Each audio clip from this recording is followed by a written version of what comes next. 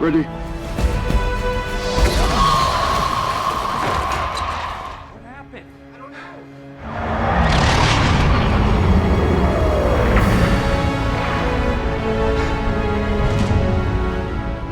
After that tearjerker of a cliffhanger at the end of last episode, what will happen next? Is the TVA destroyed?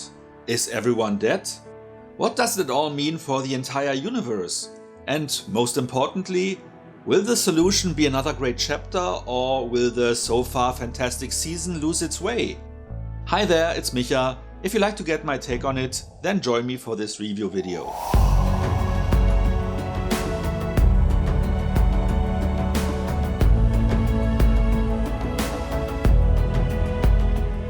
After the time loom collapsed, we find Loki alone in the TVA, starting to time slip again. Soon the whole place starts to spaghettify, while Loki is pulled out of there via time slip just as everything dissolves and the failsafe mode is initiated. Loki then keeps dropping in on all our key players, who are scattered all over the branched timelines, with no one remembering either their life at the TVA nor Loki. Casey in 1962 is a prisoner breaking out of Alcatraz. Hunter B-15 is a pediatrician in 2012, and Mobius, what else could he be, is a jet ski salesman in 2022. His most important encounter takes place in 1994 though, where O.B. is a struggling sci-fi author but still a genius scientist too. What I'm about to tell you is going to be hard to believe. Of course I believe you. It's a dream come true. Believing Loki straight away, he tries to explain the trickster's dilemma. I need to go back. You can't. It's impossible. But don't let that stop you. You time travel in a place that has no time. That's not possible. So you traveling to a place that doesn't exist anymore is equally impossible. And therefore, it's something you might be able to do. Sure. Doesn't sound like science. No, but it does sound like fiction. You need to learn how to control your time slipping. While highlighting that not everything has to be a science problem. Not believing to be able to control his time slipping, O.B. highlights that as Loki keeps dropping in close to people he knows, it can't be random, and therefore it should be controllable. It's like you're a better version of one of those tampads. With science, it's all what and how. But with fiction, it's why. So why do you need to do this? For Loki, this why is to save the TVA, as only it can protect the universe from what is coming, aka Kang and a multidimensional war. O.B. has the theory that if Loki brings everyone who was there with him when things ended together again, they might be able to read their collective temporal aura and bring them back to that moment. So Ouroboros is building a tempad based on the TVA guidebook Loki still had in his pocket, which happened quickly, in a sense, as time fortunately wasn't an issue. How did you build a tempad so fast? I don't know if I say 18 months is fast. Well, 19 months. I had to take a break and move out when I lost my job and my wife left me. They then convince the group, one by one, to join them. When only Sylvie is missing, Loki finds her with her memory still intact. But she is not willing to help, as she thinks everyone is now back where they belong. I guess this all worked out just the way you wanted it to. It's so selfish. Of course I'm selfish. I want a life. What's wrong with wanting something, Loki? While Loki is claiming that it is all about stopping He Who Remains and giving Mobius and the rest a choice, Sylvie calls him out, making him realize the truth. I want my friends back. I don't want to be alone. We're both selfish. I know this is hard, but your friends are back where they belong. Soon after, Sylvie finds out the hard way that things are not just fine as they are. As her timeline spaghettifies around her, she seeks out Loki to join them, just as he was giving up on it all. Go back to your lives. That's where you belong. What about the TVA? You're all just fine without him. No, they aren't. But her decision was too little too late, as they all start dissolving around Loki. This is when he finally manages to control his condition.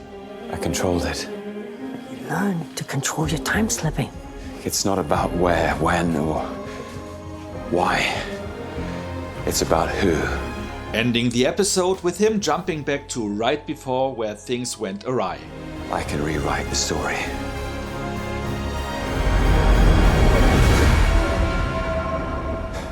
Another terrific ending for an episode, which really gave me goosebumps. I am so looking forward to the finale and am curious as hell how it all will end. And if it all ends, or if they decide to do another season. I am for sure curious where Loki and the rest will find themselves after the show wrapped up. And like I said last time, it was an extremely clever move to just say at the very beginning of a show that time works differently at the TVA, with which the showrunners basically created their own carte blanche, allowing them to do whatever they like, without breaking any rules, and they really dive in this time. Fortunately, they don't do it in a way that would insult the audience, but taking us along for the ride, and boy, a ride it was. The crazy thing is that even though most of the episode apparently has little consequence for the finale, as all the interactions were just for Loki to find out he can control his time slipping, it didn't feel redundant at all.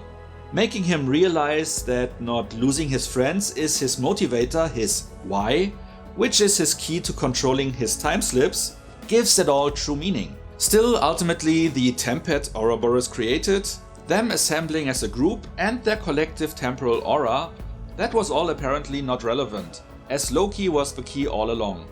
Which was a nice tieback to OB's science versus fiction callout earlier.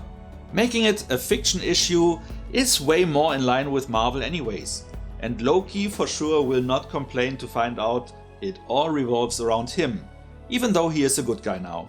But even without relevance for the plot, it was nice fan service and just enjoyable to see where everyone belonged on the timeline. Though it raised the question if branches always grow back the same way, which allowed them to find their place, or if the loom being destroyed reset everything to the way it was before the TVA was built. The latter would make more sense to me and likely represents that failsafe mode. It also aligns nicely with my prediction in the last video, where I was spot on, but I guess it was also the most likely outcome, so not a real stroke of genius, but I'm still happy to have nailed that one. What would be interesting to know though is if every employee at the TVA, when it was built, was randomly taken from timelines that were pruned to create the sacred timeline, or if they were removed for a reason. I guess at random, as I can't see a reason why a jet ski salesman would have influence on a Kang variant emerging. But, well, butterfly effect and all, who knows. In any case, my take would be that many of them were taken from the timelines He Who Remains originally removed, while the workforce later on would be restocked as needed by using variants that would otherwise be pruned.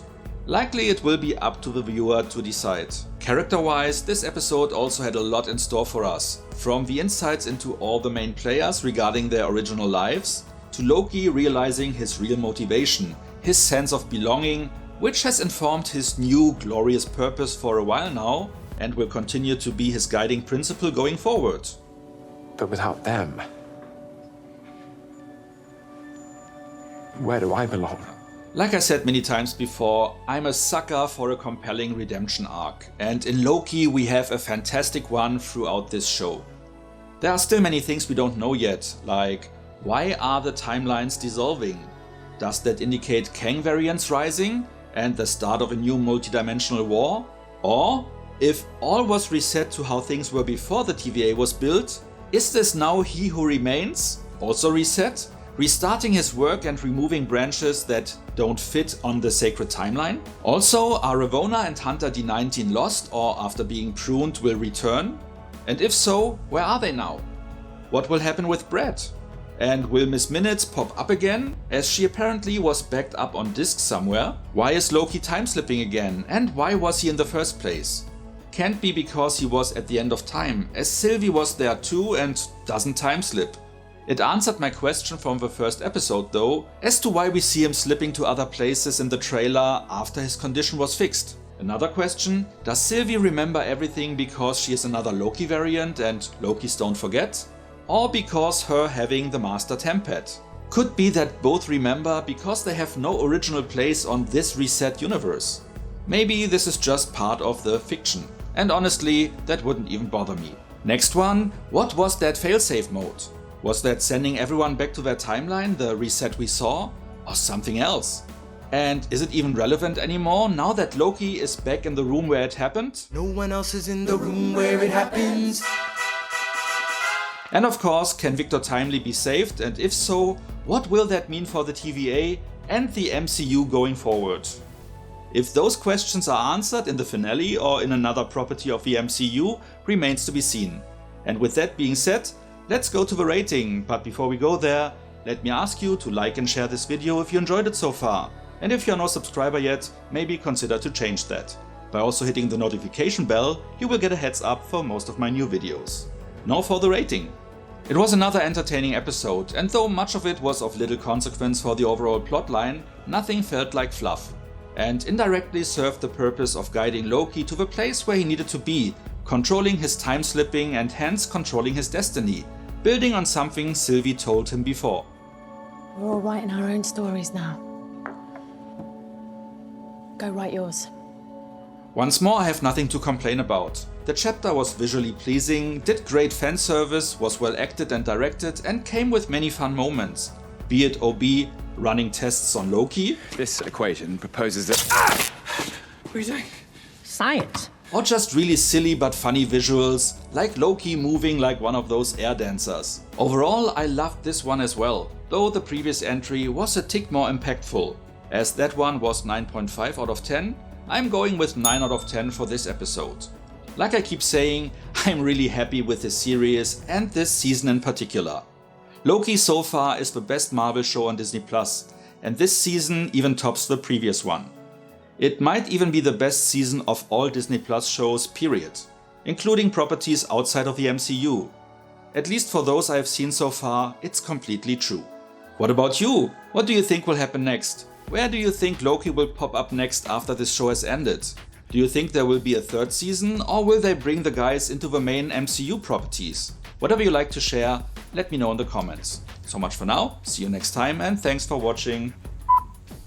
After the time loop collapsed, the showrunners basically created their own carte blanche, how it will all end.